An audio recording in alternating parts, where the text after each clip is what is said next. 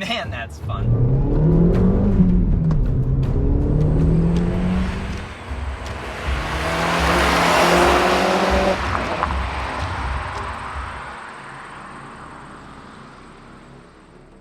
What if I told you you can get a hot hatch with all the power and all the poise of a modern day hot hatch that's frankly a lot cooler?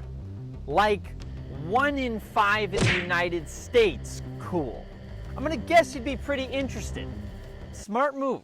What if I also told you said hot hatch came with all-wheel drive, sharp styling, and a premium badge right on its nose? Wow. That gives you a little tingle down under too. Then you might want to have a look into the first generation Audi S3. That is, if you can find one.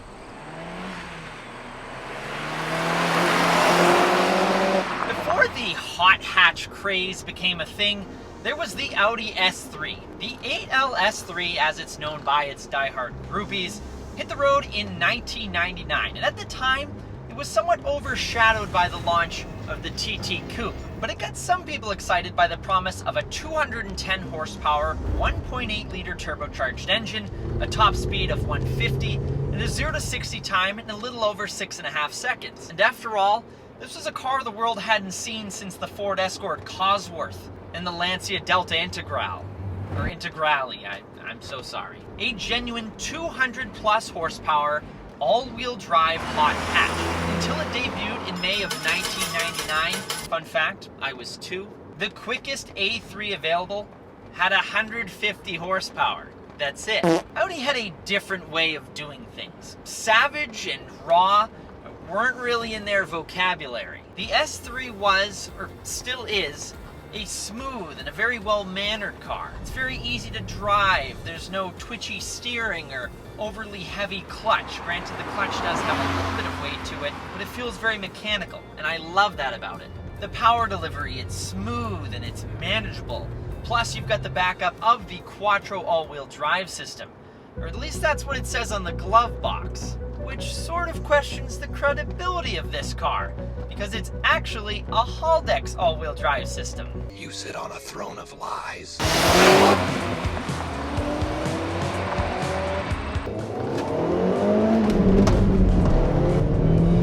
Off the line, it's full of traction, and it's a properly quick car. It's not the fastest by any means, but it's quick and it's fun. It, of course, is a proper 6-speed manual transmission, and it's geared pretty short. To hit like 60 miles an hour, you're in like 3rd gear. You have to shift to like 3rd gear. And then again, I'm not exactly sure how fast 60 miles an hour is in this, because the speedometer is in kilometers an hour.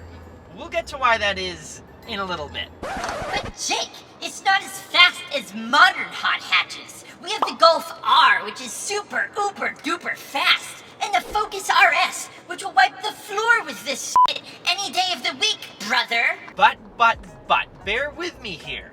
For the S3's appeal really lies in its ability to be made even faster. Now, Audi's marketing division dictated that the S3's ECU cut power down from 225 horsepower to 210, so it didn't steal the thunder away from the glamorous TT. Actually, Chevy did the same thing with the Corvette and the Camaro around those years, so I can't make fun. But people were quick to realize with the more stout chassis and better visibility that the S3 was actually more of the driver's car. And whether you chose the earlier 210 horsepower engine or the 225 horsepower engine that came in 2001, the S3 is just a few mods away from being a solid 270, 280 horsepower little machine. And that's exactly what we have here. This is a 2002 model, so we are blessed with the better endowed 225 horsepower, 207 foot-pound of torque, making 1.8 liter turbocharged 4-cylinder engine. Very similar power plant to the Audi TT. But Halim at H&M Motorworks has added a few things to make this S3 run with the hot hatches of today.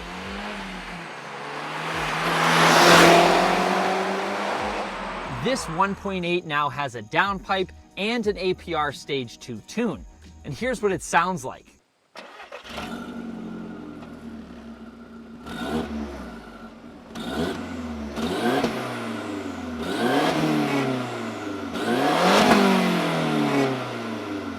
That means it should be making around 290, 300-ish horsepower. Now that engine isn't the only thing that's had a few tasteful things done to it. This S3 is now riding on HR coilovers and rolling on these very cool 18-inch 1552 Turbo Mac wheels. Fun fact, these wheels were actually co-designed with Ken Block. Now, we might have a problem. I know by now I've talked you into wanting to buy one of these. I have that effect, sorry. But you can't get one.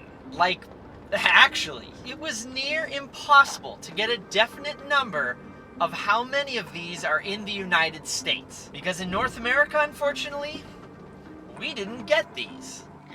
This is bullshit. This one was imported. All legally, of course, or at least that's what they told me. From what I've heard through the grapevine, there's only around 5 of these in the United States that we know of. Yes, 5.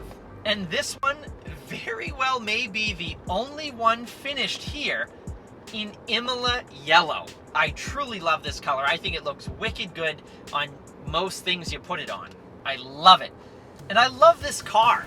It's basically like a GTI with all-wheel drive. And it sort of drives like a GTI. It definitely has heavier steering. It feels more robust.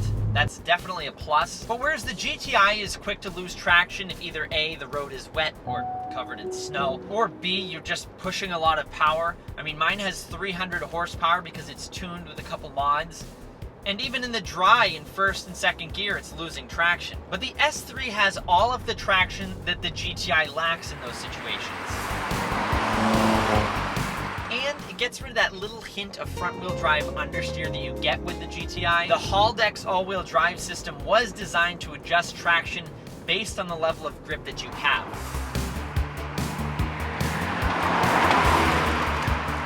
It feels like a little rally car in here, and it feels incredibly stout, like it was built out of one solid piece. But the interior doesn't say you're in anything like a rally car because it's so comfortable. You have these beautiful, they're absolutely amazing Recaro seats. They hold you insecure when you're going around corners. They feel great. I can imagine driving hours and hours on end in these seats and not being uncomfortable at all. And it doesn't seem dated in here, which I was surprised about. There's not tons of LCD screens with dead pixels or dated design, and there's not a single rattle. They made it so simple so that now, almost 20 years later, it doesn't really feel dated. I mean, there are some telltale signs that it's an older Audi, like all the red lights on the radio, the screen in front of you, but it's not overdone. This thing for sure is going to be a future classic, no doubt about it. A massive shout out to Halim at H&M Motorworks for allowing me to drive his 2002 Audi S3. This is something very, very special to experience here in America. And I'll include a link to H&M Motorworks down in the description box below. And I will see you guys in the next one. Happy motoring.